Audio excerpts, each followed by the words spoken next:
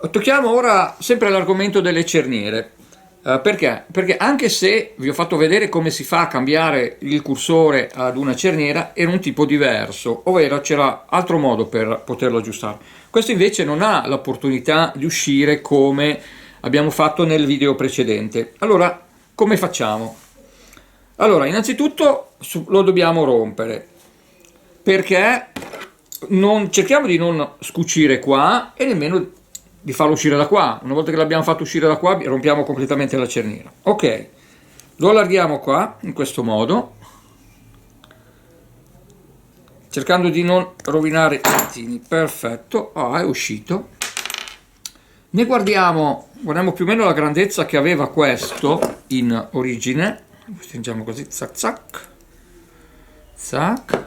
Ok, cerchiamo qualche cursore che volendo si possono prendere su internet o toglierlo da un'altra cerniera. Guardiamo che più o meno abbia la stessa grandezza. Ok, lo proviamo dall'altra parte, non da questa parte ma da questa. Vediamo come scorre. Perfetto. Adesso dobbiamo fare una cosa, lo dobbiamo aprire, però potrebbe non andare bene come questo, che questo siamo riusciti a stringerlo ancora, questo potrebbe anche spaccarsi. Lo scaldiamo. È un forno da carrozziere questo, quindi scalda molto, non è quello dei capelli, forno normale. Ok.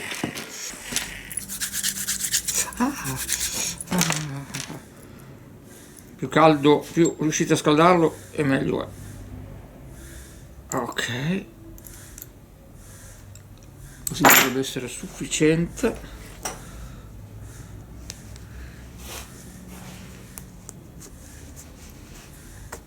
Perfetto, è appena entrato.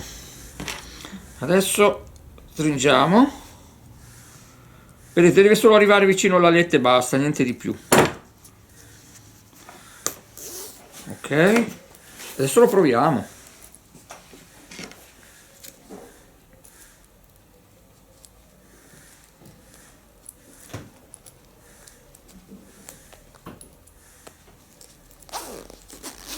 Ecco fatto.